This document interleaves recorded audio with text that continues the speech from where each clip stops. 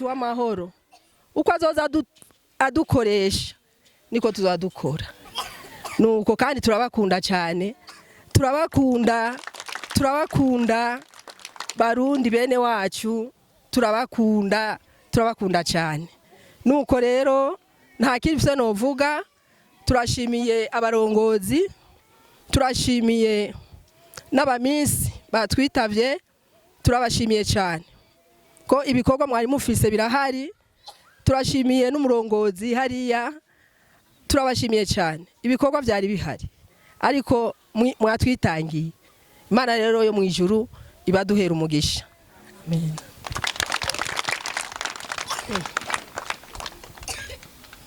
Size ko mwabyumvise ati Imana ibaha umugisha mwabyumvise rero turashimiye mama wacu ku bikorwa bitandukanye avuze bimaze gukorwa kandi twongera dushimira haba bari hafi n'abari kure bamushigikiye badushigikiye igihe wari yatanguje uwo mugambi ari we mukobwa wiwe Regina yari yitavye Imana. Umugambi ni wahagaze hari abari muri Canada bagerageje barakora uko bashogira ngo umugambi ubandanye n'abari mu Burundi kugira umugambi ubandanye kandi iyi ni intango turumvise ivyo ngaha bakenye rero tugiye kubikora kugira ngo bimwe bimwe dushobore kuzobitunganya mu minsi ya vuba. Hanyuma kandi muramo twagendanye murabona abamisi hariya hama ko batabizi abamisi murazi yuko ubwa mbere na mbere bari abantu bafise ubwiza kandi bakerebutse muranyumva binshabwenge kandi hajya bafise imigabo n'imigambi myinshi bafise. Nyakubahwa ari mu mugwi w'abatowe Miss Burundi akaba ari Miss Popularity, nyakubahwa Miss Queen Ngoma n'ivyababa vyiwe n'aba finalist, nyakubahwa mwaserukiye umuryango no munsi wateye iteka kino kibanza ugashobora kunganira mu vyo bakeneye. Namwe mwese bibondo tugire Kristu. Nta majambo meza kubicisha twabonye nico gikorwa ca mbere ku gikorwa ku mafishe cangwe no ku butumire twabonye kwari kwerekana no gushikiriza. Rero twabonye mwatweretse kandi nivyo gushima. Rero duce ku mayange gatoyi biro Miss Queen Ngoma hamwe na Ina dufitaniye imigenderanire yavuye kuri Mutama ari muri Canada. Hanyuma iyo migenderanire turayerekana n'ujya munsi imbere y'izindi ndongozi turiko turatora bashasha. Turemezanya yuko tuzofashanya mu bikorwa bimwe bimwe bishobora kuza gufasha mu iterambere ryacu. None rero nkuko twatanguye ivya mbere n'ibibindi turaza kubishikiriza. Murabona ko muri intara nziza Muramvya ndetse nazo Miss Queen Ngoma ziri muri zone de couverture yayo. Turashobora kuza kwerekana kubadukurira ibikorwa vya Ina uko bihagaze, ndetse tunabasaba aho bashika mu mamisyo yabo bashobore nabo gushika imbere.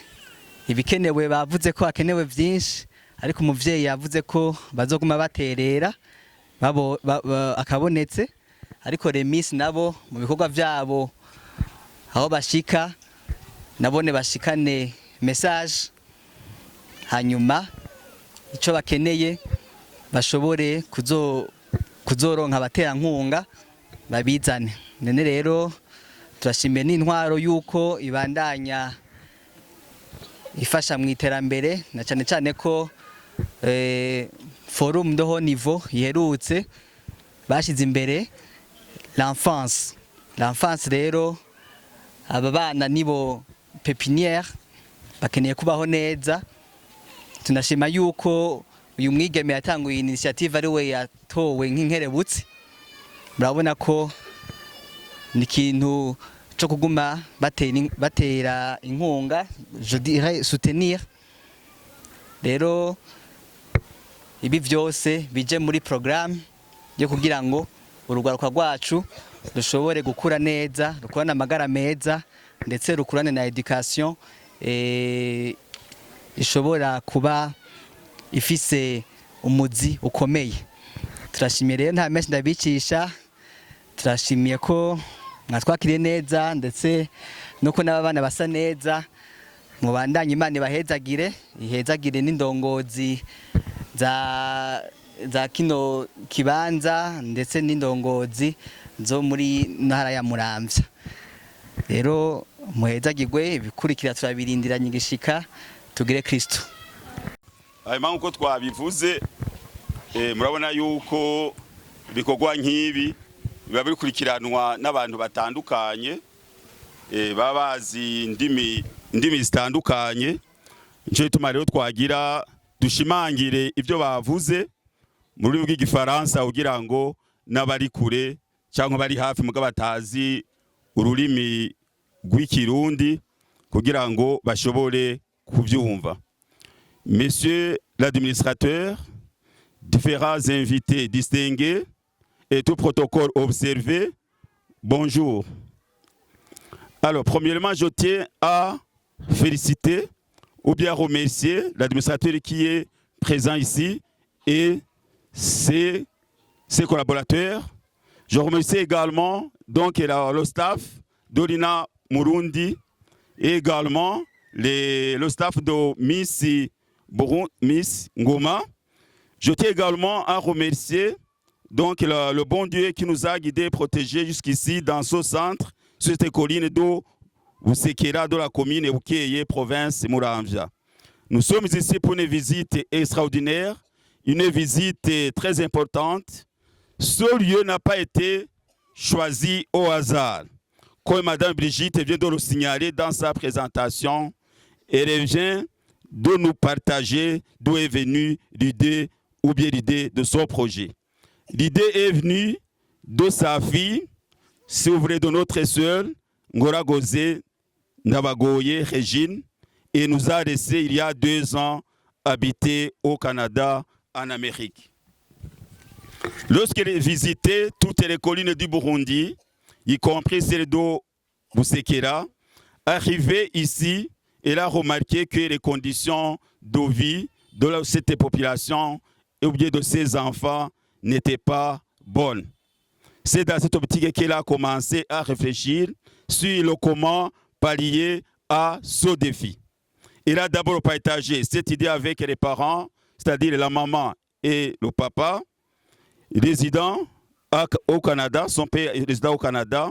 Par après, elle a partagé son projet avec toute une équipe de la famille résidant au Canada, mais également avec toute l'équipe résidant au Burundi. Tout le monde a été conscient de la situation et a soutenu la vision de Régine. Actuellement, toute la famille et certaines Miss Ngoma Dogitega et de la Miss Popularity soutiennent cette vision. C'est pourquoi nous voici ici pour soutenir la population d'ici, surtout nos amis batois de cette localité. Même si elle est déjà morte et nous a quittés, nous essayons de fournir tous nos efforts pour continuer la vision. c'est dans ce politique que nous avons déjà contribué, donné pas mal de choses à ces enfants. Je serai par l'exemple, donc certains matériels comme les bancs et le ciment qui a permis à finaliser donc, ce bâtiment que vous voyez. Deuxièmement, nous avons également donc donné à cette population donc des lapins. Donc je ne fais que citer cela. Alors, en grosso modo, nous sommes ici pour le lancement officiel de cette vision tracée par notre fille, notre sœur, Ngora Gozé Ndabagoye Regina, d'améliorer les conditions de vie de ces derniers. Je termine mon propos en remerciant les autorités administratives, à commencer par l'administrateur ici présent et également toutes autorités administratives qui sont présentes ici, mais également toutes les équipes, que ce soit l'équipe burundaise ou bien l'équipe qui réside au Canada, pour le soutien. Que Dieu vous bénisse. Et yara majambo twari dushikirije gushimangira ivyo bashikirije kugira ngo abatumva ururimi rw'ikirundi nabo bashobore kubitahura. Rero nkuko bagiye babivuga mwumvise hajya mama yavuze ivyerekeye imigabo n'imigambi ho vyavuye, hanyuma ujya nawe ari muri staff ya Miss nawe nyene yavuze yuko kameme nabajya nabo baterera mu iterambere kugira ngo ikikorwa kize kibandanye. Kandi murazi yuko twese yuko dutegerezwa gushigikira ya mbono ya nyene icubahiro aho mu 2040 kizoba ari igihugu cifashe, mu 2060 igihugu giteye imbere. Rero nico utera imbere ubuzima bw'abene igihugu nabwo budateye imbere. Nico tuma rero twese dutegerezwa kugira dutegerezwa gushira ingufu hamwe kugira ngo duteze imbere abene igihugu, duteze imbere abana, abakuze, kuko aba bana nuko nabariye aba nibo Burundi bw'ejo, kandi aribo bazoshira neza na neza ijyambono, kuko bamwe hagiye twaramaze kurengana mugabo abana kazoza kabo karakene kugira ngo mu mwaka wa 2060 kizeba ryo gucifashe kandi abazo bafisemwo uruhara ruhambaye. Rero kubashikije amajambo mwese turabakengurukiye. Ubu naho n'umwanya udasanzwe mona twagendeye kuri umusozi uri muri komine Bukeye, kandi ngene musanteri ndamuzi n'umuntu w'intwari, twarakoranye mu vy'amatora 2015 ni 2018, ndamuze ko ari umuntu akunda iterambere. Nukuri n'umuntu akunda iterambere, turazi ko ikintu kiza giteza imbere iyi komine, turazi yuko yobishigikira cyane. Rero nyakubahwa, bwa mbere manje gushimira wadufashije cyane yitwa ko dutunganya amatora muri iyi ntara ya Muramvya, nuko inarabingene muri Inkerebutsi. Rero kubona barakugarukanye kuba mu standeri ntibintangaje kuko barabonye ubutwari ufise. Rero nukuri ntabagoye, ndazi wanufise amabanga ahambaye mwarimwo, ariko mwigwe maravuga muti reka muze kuraba ibikorwa biriko birakorerwa mu ikomine murongoye.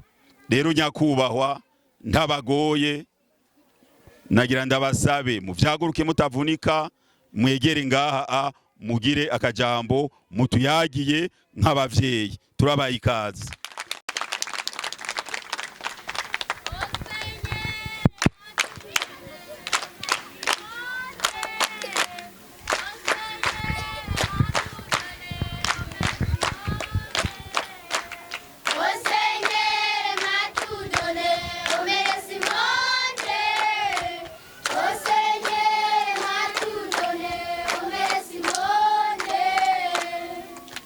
Ego murakoze.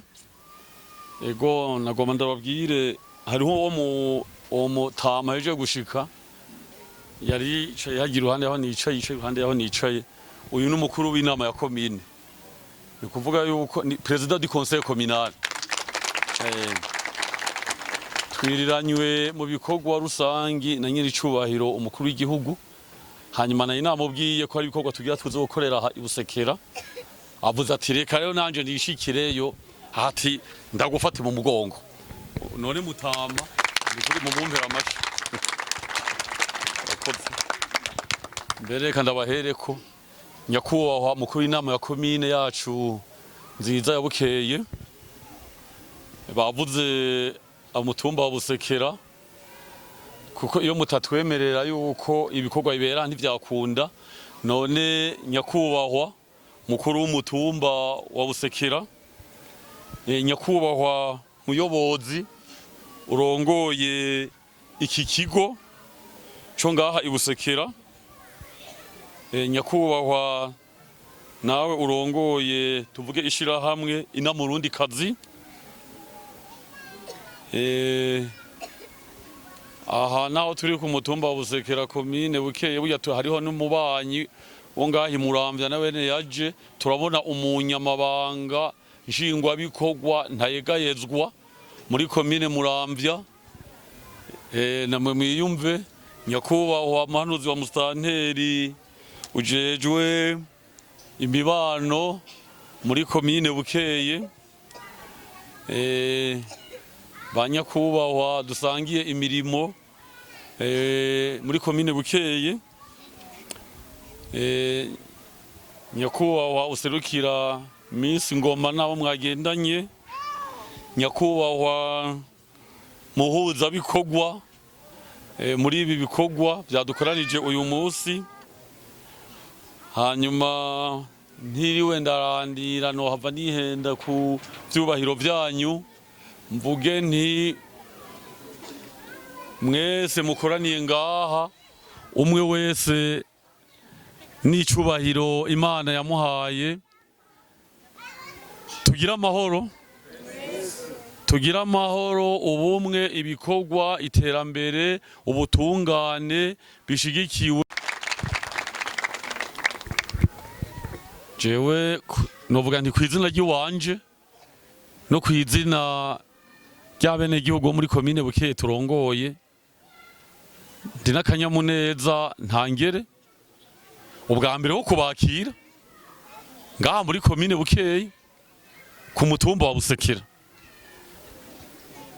iyi komine mwagendeye ni komine imwe yo mu ntara ya Muramvya muri iyi minsi tutarinjira mu ntara nshasha ya Gitega yagutse ikomine rero irimwo amahoro n'umutekano bikwiye namwe muri ko muraraba hirya no hino murabona ko amahoro umutekano birakwiye no kuvuga yuko turi ngaha ntaco twinona kandi ikomine ya Bukeye abene gihugu bayo babanye neza kubera rero ayo mahoro umutekano kubana neza bica bituma abene gihugu bo muri komine Bukeye baja ku kivi ubu rero bari ku kivi bariko bararangura ibikorwa bitandukanye mu ntumbero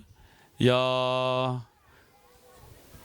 leta mvyeyi leta nkozi kugira ngo tuze tuzoshikire bwa Burundi bwifashe muri 2040 n'Uburundi buteye imbere muri 2060 none rero tumvise ikidukoranije ngaha tumvise iciyumviro cyo gushinga irishira hamwe rifasha urugwaruka iyo cavuye twumvise uwagitanguje umwana w'uyu muvyeyi wacu tubona koraniye ngaha naho atakihari yitavye Imana nibaza yuko iki ciyumviro yatanguje ngaha i Busekera muri komine Bukeye cyo gufasha aba bana mu kubaronsa ibikoresho bitandukanye ntikizokwigira cibagirwa naho atakihari nashaka muri kuri mumfashe ubwa mbere na mbere tubanze muve hasi tumwibuke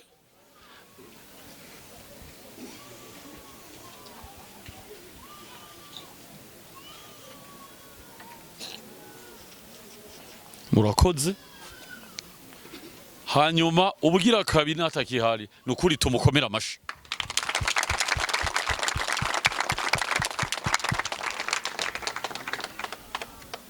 Iyaba abarundi benshi twari dufise umutima nk'uyo, igihugu cacu cociye kibiparadizo, nta mwana yosubiye kutiga kubera atagira uniforme, nta mwana yosubiye kutiga kubera yabuze ikaye, nta mwana canke nta ukuze yosubiye kugwara ngo abure ikimuraba. None rero nukuri iciyumviro ciwe yatanguje ntituzopfa tucibagiye. Hanyuma ubugira kabiri twoshimira uwo muvyeyi wiwe, kubera ko yari yitavye Imana, iciyumviro ciwe, cifuzo ciwe cari guhava gica gizimangana, gifutwa. Ariko murumva yuko umuvyeyi wiwe yavuze ati naho umwana wanje yitavye Imana, iki umugambi no kuba intumbero yari yarihaye ntizosubirana inyuma. No kuvuga ko yaciye akomeza iragi ry'umwana wiwe.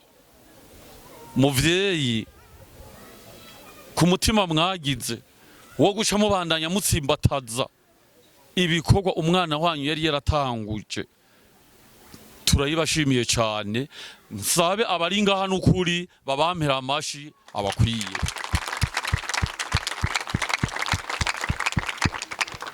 Murakoze cyane, mvuga nti nukuri mukomere ku muheto, mubandanye igikorwa ciza, mubandanye mushira mu ngiro ingabire nziza Imana yabahaye. Jewe nkavuga nti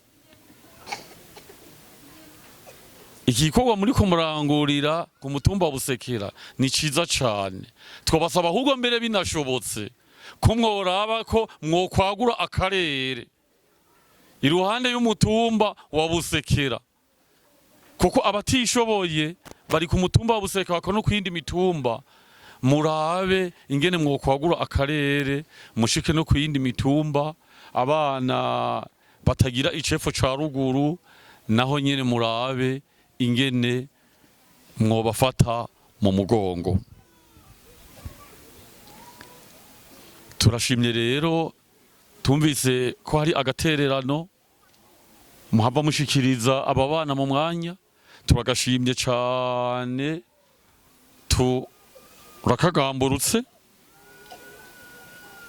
Tubasaba rero aba bahava baronswa aka gafashanyo nabo yuko boshima bagakenguruka. Hanyuma aka gafashanyo aba bahava baronka kaze gafashe, ni nk'impanuro twohaba bagira have baronka agafashanyo abavyeyi babo, kabafashe mu bintu bijanye no gutsimbataza ubumenyi. Twumvise yuko baronka imfashanyo zitandukanye, kandi twumvise yuko basanzwe ari abanyeshure. None rero mwabana mwe muhava muronka imfashanyo, mushime mukenguruke. Mwumvise iyo yavuye, murabona yuko abavyeyi batabaheba. None namwe kugira ngo mushimishe aba bavyeyi bahava baha imfashanyo, nuko mwotera imbere mu bikorwa cane cane muhereye mu kugwiza umwimbu mu bumenyi. Ntibaze baheruke babaha imfashanyo hama mu nyuma basange mwese mwarahevye kwiga ata numwe aciga.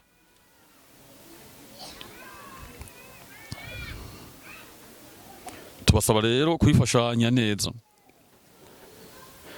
None rero turazi yuko umwanya uri kuragenda, nta majambo menshi twashaka gushikiriza no gushima dukenguruka tubakengurukira cyane kwiri teka mwateye umutumba Busekera komine Bukeye hanyuma noneho tukabipfuriza kujana n'Imana nimwasubira mu miryango yanyu mwaje muvamwo Imana ibandanye ibahezagira Imana ibandanye yongereza aho mwakuye kugira ngo nejo na hirya yejo muze mushobore kuronka ico muzosubira kugaruka na ngaha muri komine yacu ya Bukeye gufasha abana imiryango itandukanye ifise amikoro make. Imana ibahezagire, tugire Kristo. Umba 10 vuze ya mustanteri ko ma mustanteri nimwe mwongere na leta yaramwongeye mwongere n'ukuri.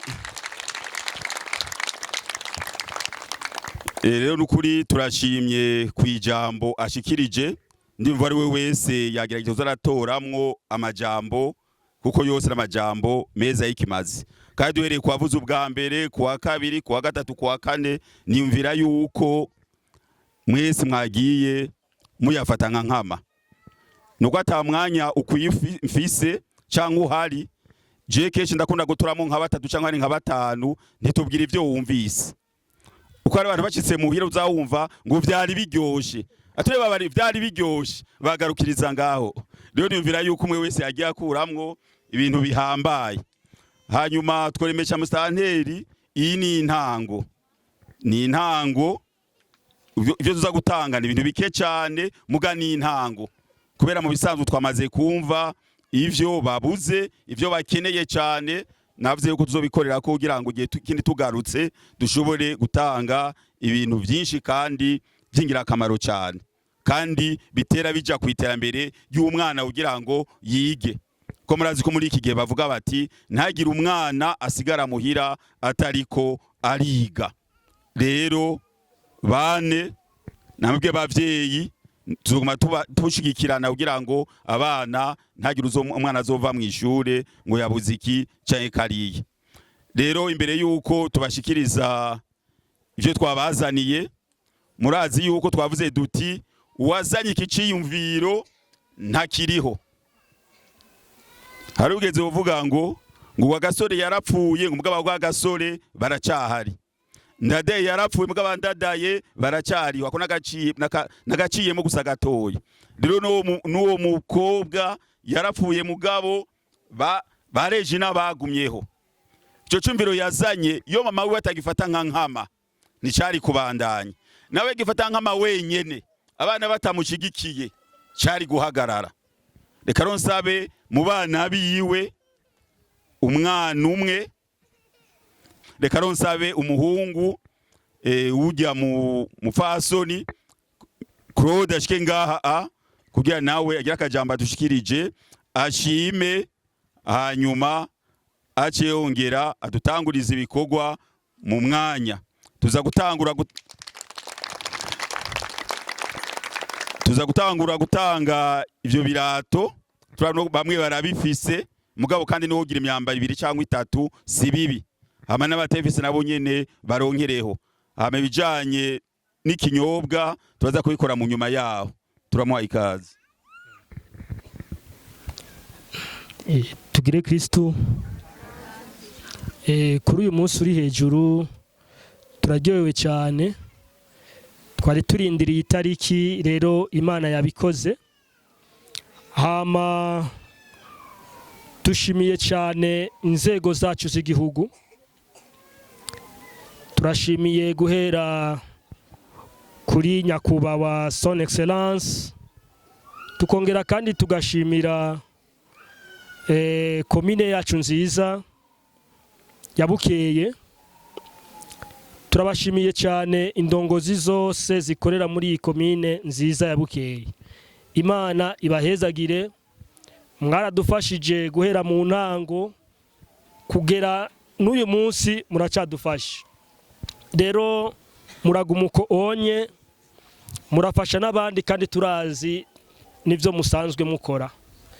Rero turashimiye kandi Chancel niwe twasanze ngaha anye arimwo arafasha bano bana akora igikorwa gikomeye cyane.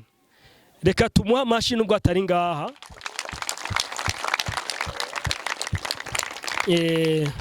Muramutubwira yuko twamushimiye. Hama turashimiye directeur, turashimiye abantu bose mukorana kuri mutumba mwiza wa Busekera, namwe murakwiriye amashi. Bano bantu twakuranye neza kuko biragoye cyane, turashobora kuza gufasha ariko nabo nibabishake, ariko barabishimye baratwakira neza, nukuri Imana ibaha umugisha. Hama ndashimiye cyane abantu bari muri Canada, barakoze igikorwa gikomeye. Mushikanje Regina agomba gupfa yaravuze ati jewe ari ahantu nabonye abana Uburundi bw'ejo, nabonye bafungura ahantu habi hari intumo. Rero nukuri aho yari ku musego arabegeranya abantu arababwira, mugabo abo bantu bari muri Canada turabashimiye, abantu bagize icyo bakora kuri uyu mugambi, kuri bano bantu bacu bo muri iyi ntara nziza ya Bukeye aha mu Busekera. Nukuri turabashimiye bimwe bivuye ku mutima, abantu bakoresheje uburyo, abantu bakoresheje amasengesho. Nukuri Imana ibahezagire. Igikorwa mwakoze uyu munsi twaje kugishikiriza. Hama rero ivyo bavuze hari akantu twazanye nyene muze ugashimuko nyene.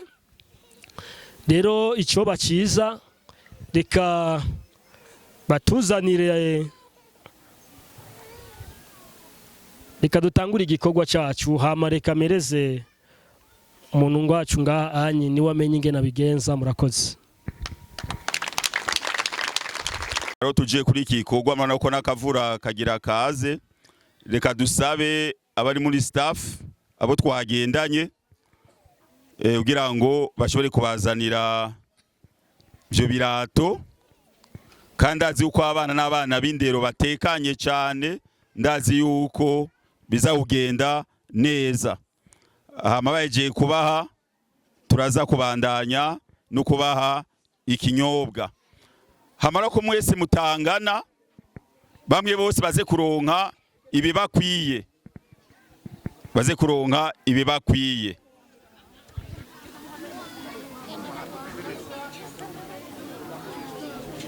Batonde umurongo.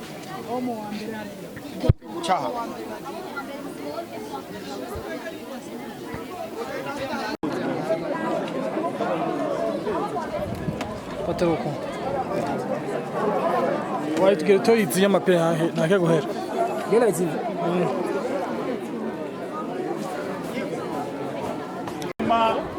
Reka dutangire kubambaye uniforme.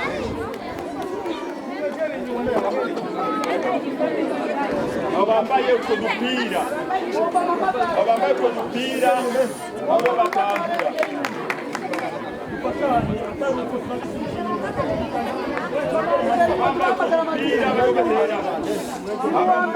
Abandi bacu babakurikiza.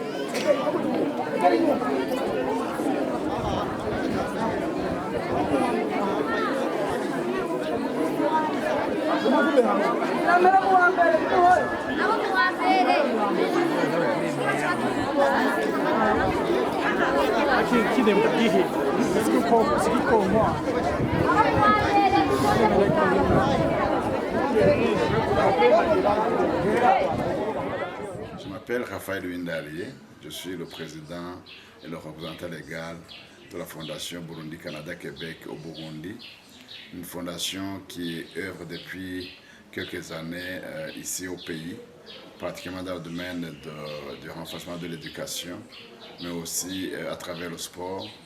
On a déjà appuyé au niveau des équipements sportifs, mais aussi au niveau des équipements d'éducation scolaire comme les livres, et ainsi de suite, les ordinateurs, et tout ça en collaboration avec la fondation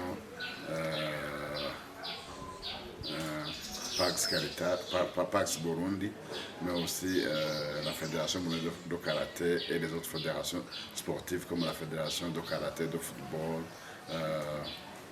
de ping-pong.